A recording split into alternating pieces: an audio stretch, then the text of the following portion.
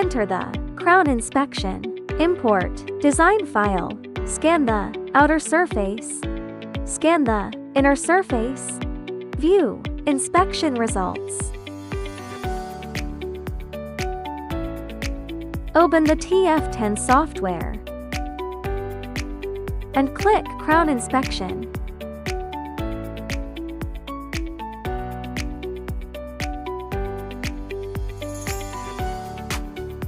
Import the folder with design files. The folder should not contain too much data. A quantity of fewer than 500 files is recommended. The more files the folder includes, the slower the import speed will be.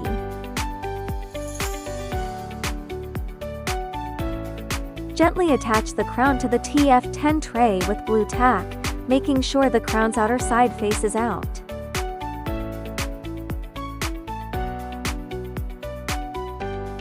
Don't press the crown down into the blue tack. The blue tack should be flush with the tray surface and must not protrude above it. Place the TF10 tray on top of the height adapter.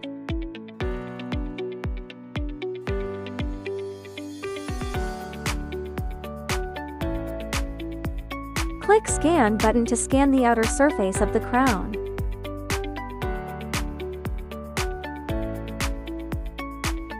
If you want to scan large items such as Malo bridges, you need to go into Setting and disable the Filter Large Models feature first.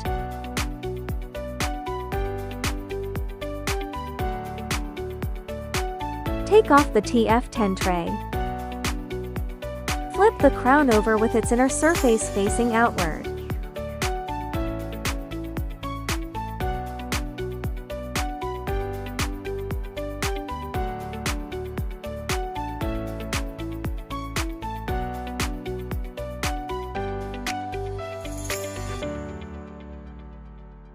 Click the Flip button, then click Scan again.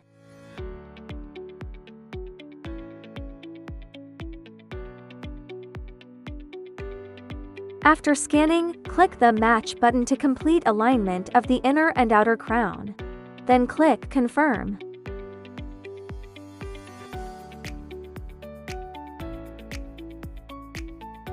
A complete crown model containing both inner and outer crown structure has been obtained. The crown list page will pop up. Click the View Inspection Result button. Review the inspection results. If the crown surface is largely covered in green, it means the crown is acceptable. If most of the surface appears red, manual recheck is required.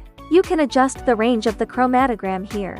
The larger the range, the sharper the color contrast on the crown, which helps you check deviation values conveniently. You can adjust the allowable tolerance range here. Regions within tolerance appear green, which means these areas pass inspection. Click Measure to check the specific deviation values between design files and scan files.